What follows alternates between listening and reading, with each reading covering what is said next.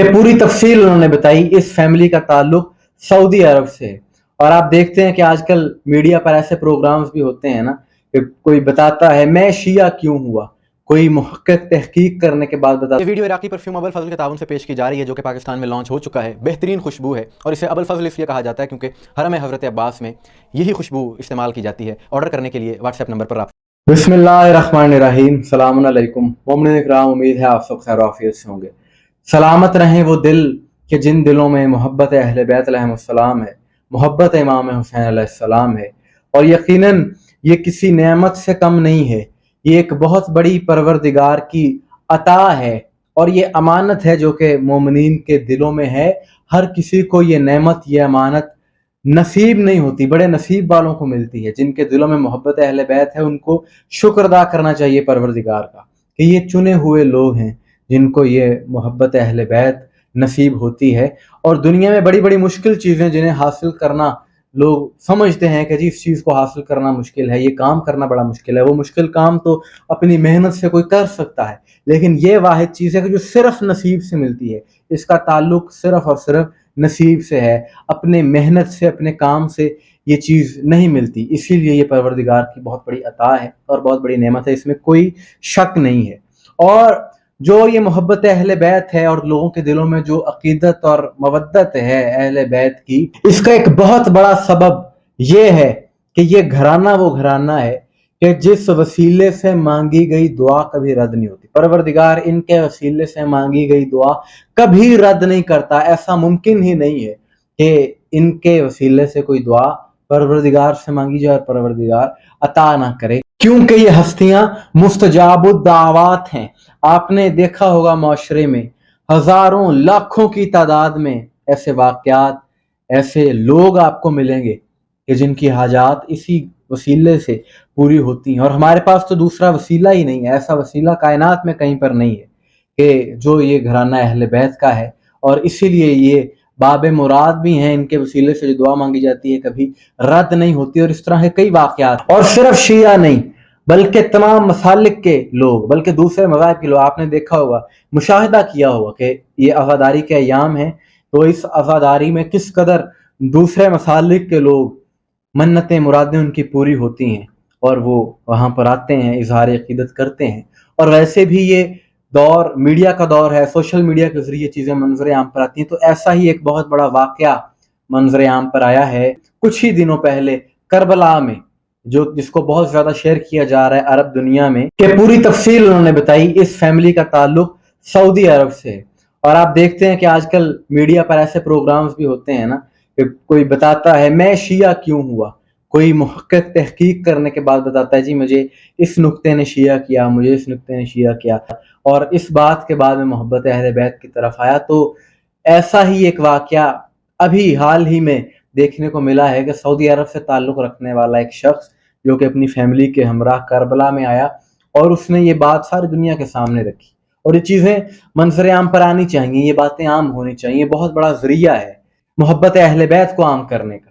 اس شخص نے بتایا کہ میں شیعہ کیوں ہوں، وہ کہتا ہے کہ سعودی عرب سے ہمارا تعلق ہے، وہ کہتا ہے کہ ہماری شادی ہوئی تو ہماری خواہش تھی کہ پروردگار ہمیں اولاد کی نعمت سے نوازے، لیکن ایک عرصہ گزر گیا، ہمارے ہاں اولاد نہ ہوئی، ہم نے بڑا علاج کروایا، ڈاکٹرز کے پاس گئے، تمام تر جو کوششیں ہم کر سکتے تھے ہم نے کیا، جو ہمارے بس میں تھا ہم نے کیا، لیکن ہمارے اولاد نہ ہوئی، اور 13 سال بیت گئے۔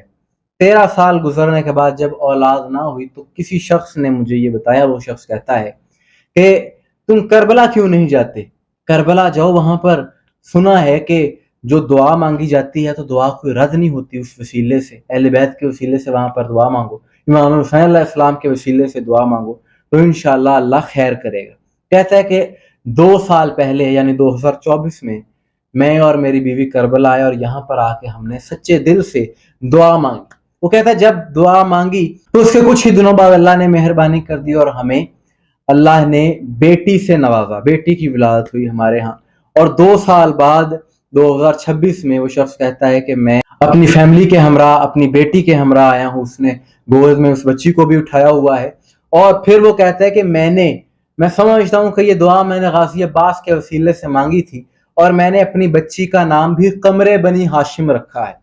اللہ اکبر. اور یہی وسیلہ ہمارے محبت اہل بیت کی طرف آنے کا سبب بنا ہے. تو دیکھیں آج کے دور میں یہ چیزیں اب منظر عام پر آ رہی ہیں میڈیا کے ذریعے, اور آپ دیکھیں کہ کس طرح سے پروردگار لوگوں کی مرادیں, دلی حاجات, دعائیں مستجاب فرماتا ہے اس وسیلے سے. اسی لیے اس گھرانے کو مستجاب الدعوات کہا جاتا ہے, ان ہستیوں کو, اور باب مراد ہیں کہ جہاں پر جو دعا مانگی جائے اس وسیلے سے پروردگار عطا کرتا ہے. اور اس میں کوئی دو رائے نہیں. اس حوالے سے کئی اور چیزیں بھی منظر عام پر آ چکی ہیں. آپ جانتے ہیں کہ اس سال کے آغاز میں ایک اور اسی طرح کا ایک معجزہ منظر عام پر آیا تھا کہ عراقی سیکیورٹی فورسز سے تعلق رکھنے والا ایک فوجی, اس کی ویڈیو تھی کہ وہ مولا علیہ السلام کے حرم میں اپنی 3 بچیوں کے ہمراہ تھا جن کے دلوں میں سوراخ تھے. وہ وہاں پر بڑی دعائیں مانگ رہا تھا, اور اس کا انداز ایسا تھا کہ وہ میڈیا پر بہت زیادہ وائرل ہوا. اور پھر ایک عرب کے تاجر نے کہا کہ اس کی بچیوں کا علاج کا ذمہ میں اپنے سر لیتا ہوں. اس نے اس خاندان کو بھارت بھیجا. بھارت میں کوئی بہت بڑا ہاسپٹل ہے دل کے حوالے سے. تو وہ جب وہاں پر گئیں, وہاں پر ان کے ٹیسٹ ہوئے تو پتہ یہ چلا کہ ان بچیوں کے دل میں کوئی سوراخ تھا ہی نہیں. پہلی رپورٹس تھی ان میں سوراخ تھا, جب دوبارہ ٹیسٹ کیے گئے تو سوراخ تھا ہی نہیں. تو یہ وہ گھرانہ ہے کہ جن کے وسیلے سے مانگی گئی دعا کبھی پروردگار رد نہیں کرتا. اور ایسا تو ایک واقعہ, یہ تو میڈیا کے ذریعے کیونکہ چیزیں ہائی لائٹ ہو جاتی ہیں, جو میڈیا پر آ کر بیان دے دیتا ہے سوشل میڈیا پر, وہ چیزیں ہائی لائٹ ہو جاتی ہیں, منظر عام پر آ جاتی ہیں اور ساری دنیا کے سامنے آتی ہیں. لیکن ایسے لاکھوں کروڑوں کی تعداد میں اس طرح کے لوگ ہیں کہ جن کی حاجات پوری ہوتی ہیں اس وسیلے سے, اور جو چیزیں ناممکنات میں سے ہوں, کہیں پر کوئی سمجھ نہیں آ رہی, تو وہ عطا ہو جاتی ہے پروردگار کی جانب سے اسی وسیلے سے. ظاہر ہے دینے والی ذات تو اللہ رب العزت کی ہے, لیکن اس وسیلے سے جو دعا مانگی جاتی ہے وہ کبھی رد نہیں ہوتی انشاءاللہ. تو یہ گھرانہ وہ گھرانہ ہے کہ جو علم میں, سخاوت میں, شجاعت میں اور عطا میں ان کا کوئی ثانی نہیں ہے. کائنات میں کہیں پر کسی کے پاس ایسے رہبر نہیں ہیں جیسے رہبر ہمارے ہیں, جن کے ہم ماننے والے ہیں, جن کے ہم پیروکار ہیں. ایسے واقعات جب منظر عام پر آتے ہیں سوشل میڈیا کے ذریعے تو مومنین کا ایمان تازہ ہو جاتا ہے, اور حسینیت کی ترویج کا بہت بڑا یہ بھی ایک ذریعہ ہے. اسی لیے حسینیت ہمیشہ زندہ باد ہے, زندہ باد رہے گی. یزیدیت مردہ باد رہے گی. تمام مومنین کے لیے ہم دعا گو ہیں, پروردگار سب کی نیک جائز دلی حاجات مرادیں پوری فرمائے اس گھرانے کے صدقے میں, امام حسین علیہ السلام کے صدقے میں.